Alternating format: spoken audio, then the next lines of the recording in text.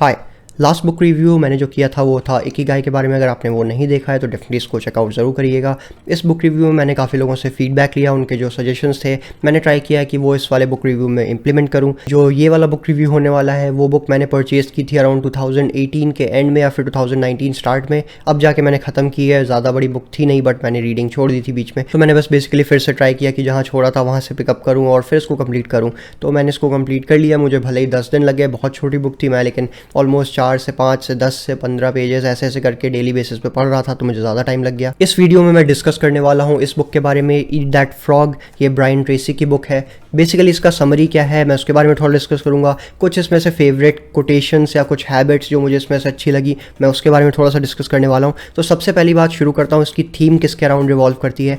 इसका फंडा बेसिक जो बुक के बारे में है वो है आपका कि किस तरह से आपको प्रोक्रेस्टिनेट नहीं करना। इसमें ऑथर ने इसी के बारे में 21 स्टेप्स दिए हैं कि किस तरह आपको चीज़ों से डील करना है, कैसे मैनेज करना है, क्या क्या स्टेप्स लेने चाहिए कि किस तरह आप ज़्यादा से ज़्यादा एफिशिएंट हो पाएँ अपने डे टू डे लाइफ में, क्योंकि 24 घंटे सबको मिलते हैं। किस तरह से उसको मैक्सिमम यूटिलाइज करते हैं, किस तरह से मैक्सिमम उसको प्रोडक्टिव बना सकते हैं, इसी के बारे में बेसिक इसका समरी है। उसके बारे में ही ऑथर ने ब्रेक डाउन किया है उसको, कैसे कैसे चीज़ों को मैनेज करना है, कैसे हैंडल करना है एंड कैसे उसके अबाउट जाना है। हैबिट्स के बारे में डेफिनेटली ज़रूर बात की है। मैं ये नहीं कहूँगा कि सबके लिए ये चीज़ ज़रूरी है। कोई लोग इसमें से 21 में से एक को भी कर लेंगे, बहुत है। कोई लोग 21 में 21 भी कर लेंगे तब भी कुछ नहीं कर पाएंगे। मैं एक सॉर्ट ऑफ डिस्क्लेमर दे देना चाहता हूँ कि इस तरह की self help books, self help भी नहीं है एक तरह से, मतलब जो भी कैटेगरी आती है जो भी है इसका मुझे नहीं इतना आइडिया है, बट ठीक है। तो इसके बारे में ये इतना ज़रूर बोलना चाहूँगा कि अगर आप 21 की 21 चीज़ें भी अगर फोर्स करके खुद को कर रहे हैं तो वो चीज़ भी थोड़ी सी गलत हो जाएगी। तो वो सब किसी और वीडियो के लिए बात रहेगी, कैसे अपना साइकोलॉजी रखना है, सब चीज़ों को लेकर मैं काफ़ी ज़्यादा टैंजेंट पकड़ के इधर उधर भागने लगता हूँ। बट एनीवे वापस बुक पे आ जाता हूँ।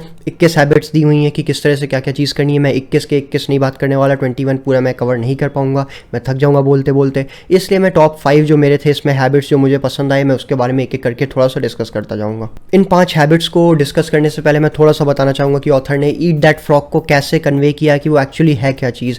ईट दैट फ्रॉग का बेसिकली मतलब ये है कि आपको जो सबसे मुश्किल से मुश्किल टास्क है उसको सबसे पहले कंप्लीट करना चाहिए। और इसको इसलिए डिनोट किया है फ्रॉग से क्योंकि वो टास्क थोड़ा बड़ा होता है, थोड़ा अगली होता है। सो इस तरह से उसको पोर्ट्रे किया गया कि वो आपका जो बड़ा टास्क है, मेजर टास्क है, सिग्निफिकेंट टास्क है, वो आपका एक फ्रॉग के कंपैरिजन में है। एंड अगर आपको कुछ टास्क कंप्लीट करना चाहिए तो अपने सबसे बड़े मेजर टास्क से शुरू करना चाहिए। सबसे पहली एडवाइस जो है, plan that day in advance. ये काफ़ी क्लीशे एडवाइस है, 1000 करोड़ बार ये सुन चुके होंगे कि प्लान करो, हर चीज़ प्लान करो, टाइम टेबल बनाओ, ये चीज़ करो, वो चीज़ करो, इस तरह की चीज़। बट डेफिनेटली प्लान करना makes things a lot easier. Plan करने से मेरा ये मतलब नहीं है कि हर एक मिनट को प्लान करना है। कुछ लोगों को मिनट वाला प्लानिंग ज़्यादा बेटर सूट करता है तो वो लोग वो चीज़ करें। तो मे बी 40% लोग, 30% लोगों को नहीं सूट करेगा कि वो हर एक मिनट को प्लान करें। तो पर्सनली मैं क्या प्लान करता हूँ, मैं अपना प्लान करता हूँ कि मुझे अपना प्रोटीन इंटेक दिन का पूरा करना है, मुझे 7 से 8 घंटा सो लेना है, मुझे थोड़ा सा वॉक करना है, अपने दिन के day to day task complete करने हैं जो कि ज़्यादा प्रायोरिटी में ऊपर रहते हैं, उसके बाद छोटे टास्क को नीचे रखना है। तो बेसिकली अगर इस चीज़ को आप शफल करेंगे, प्रायोरिटाइज करेंगे तो आपको थोड़ा क्लियर आइडिया होगा कि आपको नेक्स्ट डे किस चीज़ से शुरुआत करनी है। सेकेंड हैबिट है put the pressure on your self. इससे ऑथर बेसिकली ये कन्वे करना चाहता है कि आपको अपना स्टैंडर्ड रेस करना चाहिए, आपको अपनी क्वालिटी रेस करनी चाहिए। एंड इसमें मैं OnePlus का टैगलाइन घुसा दूंगा, नेवर सेटल वाला। तो वो सॉर्ट ऑफ मेंटालिटी लानी होगी कि आपको सेटल नहीं हो जाना एक चीज़ पे, चाहे वो आप किसी भी फील्ड में काम कर रहे हो। आपको कॉन्टिन्यूसली ट्राई करना चाहिए, थोड़ा थोड़ा भले ही 0.0001% बेटर कर रहे हैं, लेकिन कुछ ना कुछ आपको चैलेंज करना चाहिए, आपको बार थोड़ा सा हाई सेट करना चाहिए। इसी तरह आप खुद पे अपना प्रेशर डाल पाएंगे और इसी तरह थोड़ा सा कंफर्ट जोन से बाहर जाके आप कुछ ना कुछ ट्राई करेंगे जिसकी वजह से आपको डेफिनेटली रिजल्ट कुछ ना कुछ मिलेगा ही। एंड इसमें एक और सबसे इंपॉर्टेंट चीज़ थी कि किसी और को अपना काम करने के लिए वेट नहीं करना है, अपना काम है खुद से करना है। तो प्रेशर थोड़ा सा दिमाग पे डालो कि अपना काम मुझे खुद ही कंप्लीट करना है। थर्ड हैबिट है अपग्रेड योर की स्किल्स।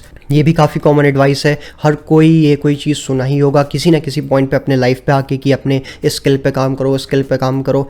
मे भी ना सुना हो तो अब पहली बार सुन रहे हो तो वो भी अच्छी बात है, कोई बात नहीं। आपको लगता है कि आपकी क्या की स्किल्स हैं, उसको आइडेंटिफाई करने के लिए आपको 50 चीज़ ट्राई करनी पड़ेंगी। अगर आप नए हैं किसी फील्ड में, अगर आप ऑलरेडी किसी फील्ड में हैं, काफ़ी टाइम से उसमें काम कर रहे हैं, तो आपको पता होगा कि आपकी क्या स्ट्रेंथ है। पर्सनली मेरी स्किल्स क्या हैं, मेरी टॉप स्किल में आता है कि मैं लोगों से ढंग से थोड़ा कम्युनिकेट कर पाता हूँ। कम्युनिकेट एज इन ढंग से, ये नहीं कि बहुत मैनर्स है, मैनर्स नहीं, मैं काफ़ी गधों की तरह भी बात कर लेता हूँ लोगों से, बट मैं वो देखता हूँ कि सिचुएशन क्या है, कॉन्टेक्स्ट क्या है, बट ठीक है, मैं कन्वे कर देता हूँ अपना पॉइंट किसी ना किसी फॉर्म में। मेजरली 80% चांसेस होते हैं कि सामने वाला समझ जाता है। तो इसी तरह आपकी भी कोई स्किल हो सकती है, आप चाहे राइटिंग में अच्छे हो, आप चाहे रीडिंग में अच्छे हो, आप किसी भी चीज़ में अच्छे हो सकते हैं, ज़रूरी नहीं है, काफ़ी लिमिटेड नहीं है, काफ़ी बड़ा स्कोप है चीज़ों का। तो ऑथर यही बोलता है कि आपको अगर एक्सप्लोर करना है चीज़ें तो आपको थोड़ा और पढ़ना पड़ेगा, थोड़ा और लर्न करना पड़ेगा, थोड़े से और सेमिनार में भी अटेंड करने पड़ेंगे।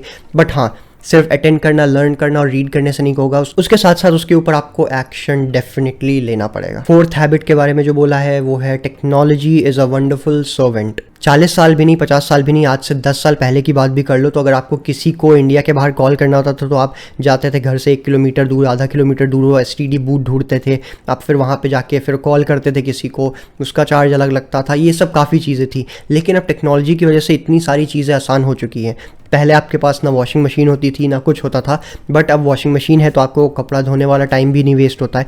तो ये सब चीज़ों को अगर कंसिडर किया जाए तो हम लोग के साथ जैसे जैसे टेक्नोलॉजी आई है, हम लोग मेजरली कई लोग इसके साथ आलसी भी होते जा रहे हैं। मेरा मतलब ये है कि आपके पास जितना टाइम एक्स्ट्रा बचता है ये सब ट्रिवियल चीज़ों में जो कि अब मशीन्स कर सकती हैं, उसके अलावा लेकिन आप अपना ये चीज़ खोल नहीं रहे हैं और टेक्नोलॉजी को बेस्ट वे में यूज़ नहीं कर रहे हैं। तो ऑथर का भी यही पॉइंट है, सॉर्ट ऑफ। मैंने थोड़े से अपने एडिशनल पॉइंटर्स भी ऐड किए हैं, तो मैं एक तरह से जस्ट क्लियर करता जा रहा हूँ कि टेक्नोलॉजी को यूज़ करो, ढंग से यूज़ करो, एम्ब्रेस करो उस चीज़ को, वो कहीं नहीं जाने वाली और ही इम्प्रूव होगी। तो किस तरह से अपने आप माइंडसेट को इम्प्रूव कर सकते हो वो थोड़ा सा देखने वाली चीज़ है। मैं थोड़ा सा वो मोटिवेशनल ऑथर वाले टर्म में नहीं जाना चाहता क्योंकि आधे से ज़्यादा स्कैम वाले होते हैं।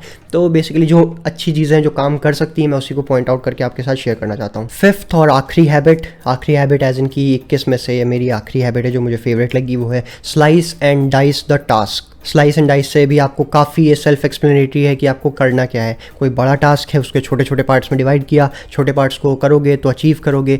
एंड ह्यूमन टेंडेंसी ये होती है कि आप कोई छोटा सा भी टास्क या फिर कोई एक पर्टिकुलर चीज़ को कंप्लीट करते हो, उसका जो क्लोजर मिलता है वो काफ़ी ज़्यादा अच्छी फीलिंग देता है। आप मोस्ट प्रोबेबली इस चीज़ से रिलेट भी कर सकते होंगे, आपको पता होगा कि मैं किस बारे में बात कर रहा हूँ। चाहे कोई भी चीज़ हो, आप भले ही आपने ट्राई किया कि 100 मीटर मुझे दौड़ना है, या फिर आज मुझे इतना खाना खाना है, या फिर आज मुझे इतने चैप्टर्स पढ़ के ख़त्म करना है। अगर आप ये चीज़ कर लेते हो, आप इस चीज़ को कंप्लीट कर लेते हो, तो क्लोजर की फीलिंग कुछ अलग ही होती है। सो बेसिकली इस चीज़ को पर्सपेक्टिव में रखते हुए आपको कोई बड़ा टास्क, अगर बहुत ज़्यादा बड़ा टास्क है तो उसको डिवाइड करिए कुछ स्टेप्स में, एंड उसमें से जो भी आपका ABCD डिवाइड हुआ है उसमें से आप किसी एक चीज़ पे स्टार्ट करिए, उसको ख़त्म करिए। ख़त्म करने के बाद डेफिनेटली फिर आपको बेटर फील होगा, आप बेटर फील करेंगे तो और प्रोडक्टिव होंगे तो ओवरऑल आपकी एफिशिएंसी बढ़ती जाएगी दिन भर में। ऑथर ने सिर्फ ये 5 हैबिट नहीं डिस्क्राइब की थी, ये 5 मेरी पर्सनल फेवरेट थी और मैं वीडियो को लंबा ज़्यादा खींचना नहीं चाहता था, तो मैं आपको जस्ट देना चाहता था ये बुक किस तरह से आपको क्लियर करती है चीज़ें और क्या क्या सजेशंस देती है। तो इसी तरह के सजेशंस आपको बाकी हैबिट्स में मिलेंगे, लेकिन कुछ हाँ चीज़ें मुझे लगी कि काफ़ी रिपीटेटिव थी, सॉर्ट ऑफ की। मैं एग्जांपल देता हूँ यहाँ पे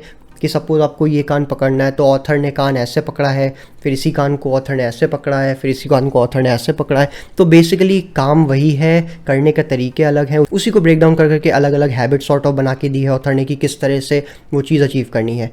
रही बात अपने लाइफ में पर्सनल इम्प्लीमेंटेशन की, ये बुक कितनी वैल्यूएबल है वो डिपेंड करता है कि आप इसमें से क्या चीज़ सीख जाते हैं या फिर क्या चीज़ पे एक्शन लेना शुरू करते हैं, बिकॉज सिर्फ सीखते नहीं रहना, एक्शन लेना पड़ेगा। एंड यस, अगर ये आप बुक के अक्रॉस आते हैं कभी ना कभी या फिर आप पढ़ना चाहते हैं तो definitely give it a read. छोटी बुक है तो मैं इसलिए रिकमेंड करूँगा कि आप पढ़ लीजिए। मे बी अगर कोई बड़ी सी 1000 पेज की बुक होती तो मे बी मैं उसमें बोलता कि आपको पढ़ने की ज़रूरत नहीं, मैं पॉइंटर आपको सम करके दे देता हूँ, तो वो चीज़ अलग चीज़ है। लेकिन ये छोटी बुक है, अगर आप इसके अक्रॉस आते हैं तो डेफिनेटली इसको ट्राई ज़रूर करिएगा। 1-2 दिन, 3 दिन, 4 दिन अगर ढंग से पढ़ेंगे तो ख़त्म हो जाएगी। एंड इस बुक के हर चैप्टर के हर हैबिट के एंड में इन्होंने एक सॉर्ट ऑफ एक एक्सरसाइज टाइप की दी है कि मतलब पॉइंटर्स दिए कि आप अपने बारे में ये चीज़ करिए। अगर आप वो करेंगे तो वो भी काफ़ी डेफिनेटली हेल्पफुल रह सकता है। बस मुझे इतनी ही बात करनी थी इस बुक के बारे में। अगर आपके पास कोई फीडबैक हो मैं कैसे इंप्रूव कर सकता हूँ और इस बुक रिव्यूज़ को, तो वो ज़रूर बताइएगा। बाकी अब मुझे नई बुक्स पढ़ना पड़ेगा, मैं स्टार्ट करता हूँ कोई और बुक। अब जल्दी तो नहीं आने वाला कोई बुक रिव्यू, मे बी 2-3 हफ्ता, 1 महीना, 1.5 महीना, 2 महीना भी लग सकता है। वो देखता हूँ कि मैं किस स्पीड से कौन सी बुक पढ़ पाता हूँ। बाय।